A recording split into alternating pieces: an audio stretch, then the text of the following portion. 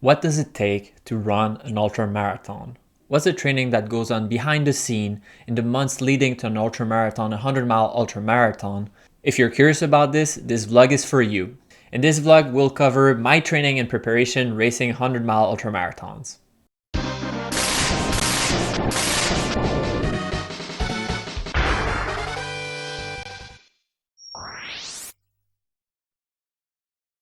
Hi, Simon here. Welcome to my channel and welcome to my vlog.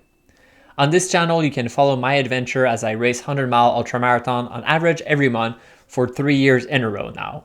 I also provide a lot of tips video on specific topics that I think are very helpful if you are yourself an ultra runner or thinking about running an ultramarathon.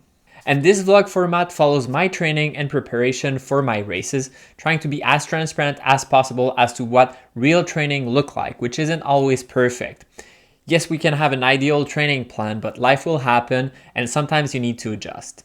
And today's a very special episode because it's the first time that I have good training in a very long time. I've been racing so many 100-mile ultramarathon.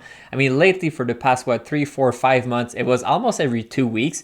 So I never really had a good training block. But now we're covering the 2 weeks after my last 100-mile ultramarathon, which is likely my last race of the year, Javelina 100 mile. Also, if you're a subscriber on my channel, well, first, thank you. If you're not a subscriber, you should definitely subscribe. But you've probably noticed I've been finally able to catch up with some of my racing documentaries. I've published, for example, Saddle 100 mile, Diagonale des Fous.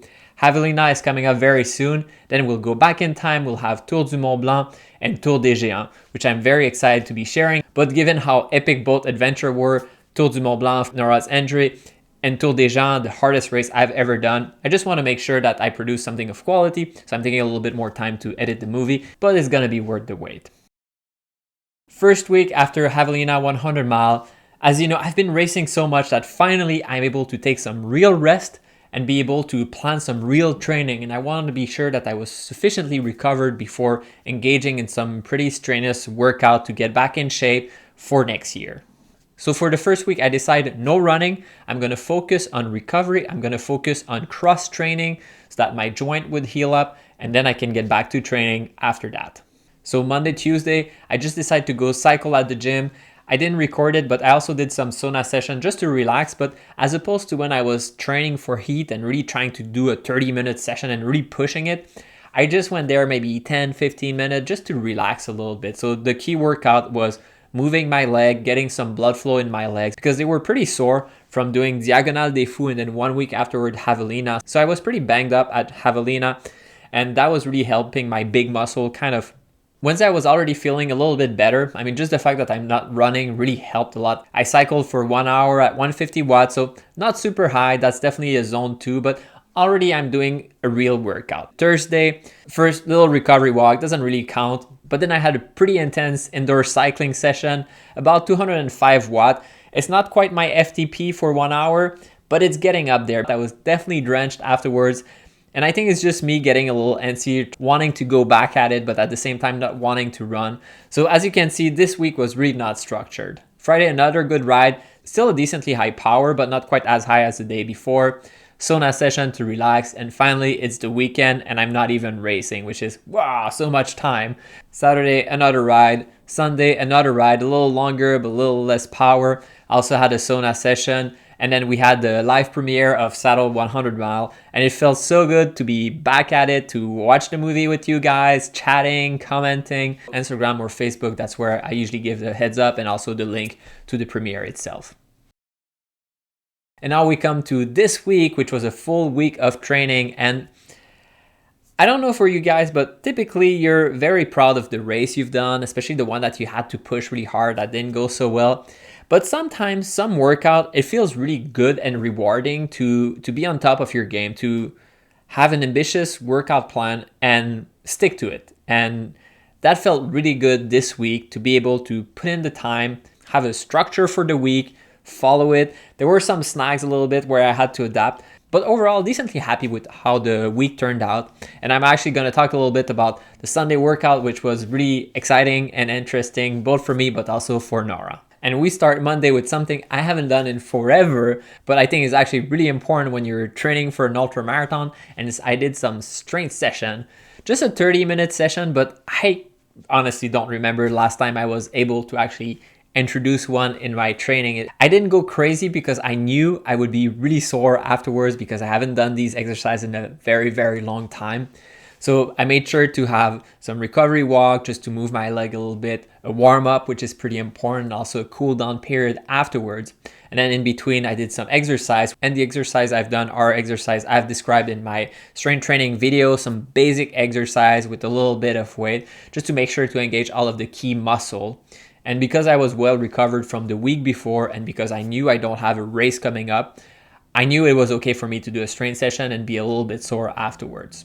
Tuesday, we also did something that is pretty important, I think, as an ultra runner. Of course, the back-to-back long run is your bread and butter, but tempo run, interval run, hill training, things that increase your heart rate higher than a zone 2 is also very important. We usually do the 80-20 rule. Well, that's what I tried to do for this week also. So I had a little bit of my mileage, which were high intensity, and I decided to start with an interval session. So what I did is 8 times 2-minute intervals at 5:52 minute mile, which is pretty fast. I'm going to put the equivalent in kilometer for anyone following outside of the US. That was really fast for me. I'm not used to running that fast anymore, and it felt like a really good workout. I could really feel it, and looking at the data afterwards, I really managed to bring my heart rate really high during these 2 minutes. And then on the cool down, when I was slowing down for the recovery period, the heart rate was going down, going up, down, up, down. And it's really interesting when you can look at the graph and your biometrics are actually really following what you're trying to do. So I felt that was a very productive workout. Wednesday, I had a medium distance 10 mile in zone 2 that I was planning. And that's when being sore started kicking in. After the strength session on Monday and the interval on Tuesday, I kind of expected it. And that was actually my goal, was to do these mile on very tired leg.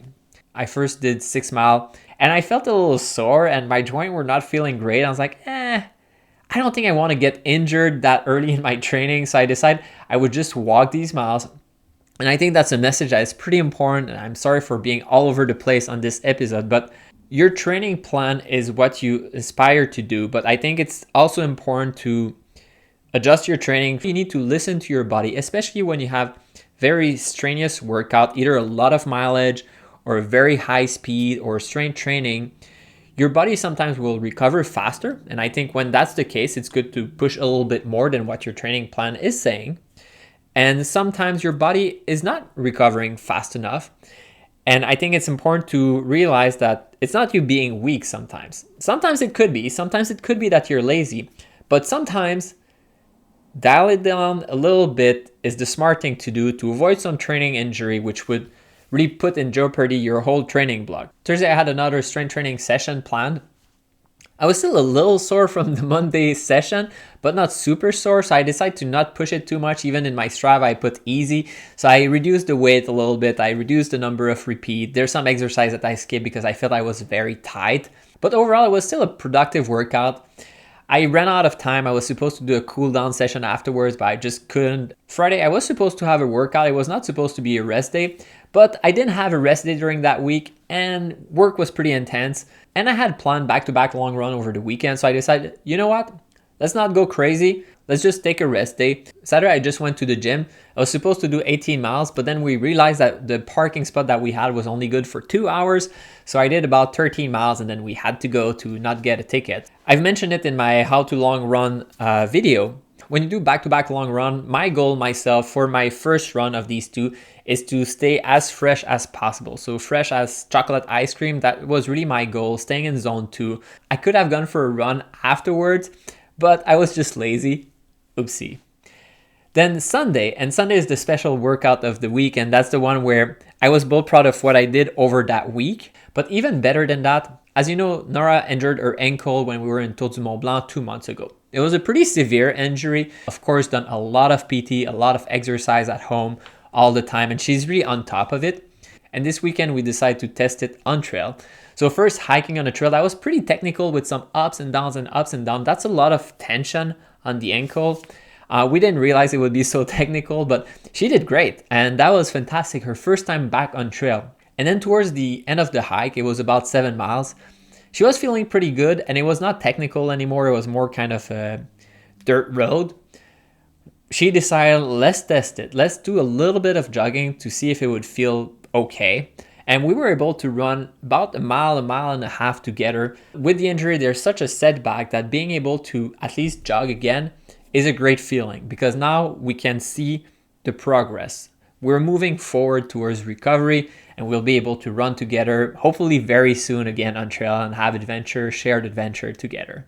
After that, because I needed a little bit more mileage, I went for a 6-mile run with a decent gain. All in all, if we look back at the past 2 weeks, I'm pretty happy with how things turns out. First, the week of recovery, being able to be disciplined enough to not go run and just cycle. But at the same time, these were good workouts. So my muscle were really recovering quickly. Then I went for my first structured week of training in such a long time. It felt so good to go back to having a structured plan and follow it. And if we look at the quality over the quantity, let's focus on that first. I'm very happy with the elements that were there.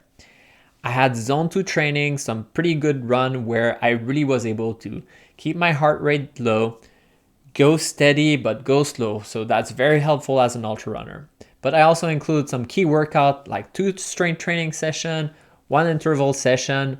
If we look at the volume itself, I did a little bit less than I was hoping for. I was aiming for 60. I did a little bit less than that. But I think it's good to remember that the total mileage per week is not everything. And in fact, that's the most misleading number sometimes. You need to look at time on your feet. You need to look at the other elements that are pretty important in your training. And I also think that it's good to look at how is your body feeling after that training. And I think my body is feeling pretty solid, actually. It was a good week of training and I didn't wreck myself. And that's it, folks. The last 2 weeks of training. As you know, a lot of movies are coming up on my channel pretty soon. Race recap, but also a lot of tips video that I've already recorded. I just need to put them together and release them. So a lot of exciting stuff coming up. Also in parallel, I'm working on my calendar for next year, my racing calendar. And more broadly, I'm curious if there's any race that you would be curious to see me racing. One that actually someone mentioned in the comments, I was like, that would make sense, is Moab 240. So I might try and put my name on this one, but I'm curious if there's any other race that you'd be curious to see me out there. As always, thanks for watching. If you appreciate this video, please leave a thumbs up, comment below, share it with your friend, and see you next time.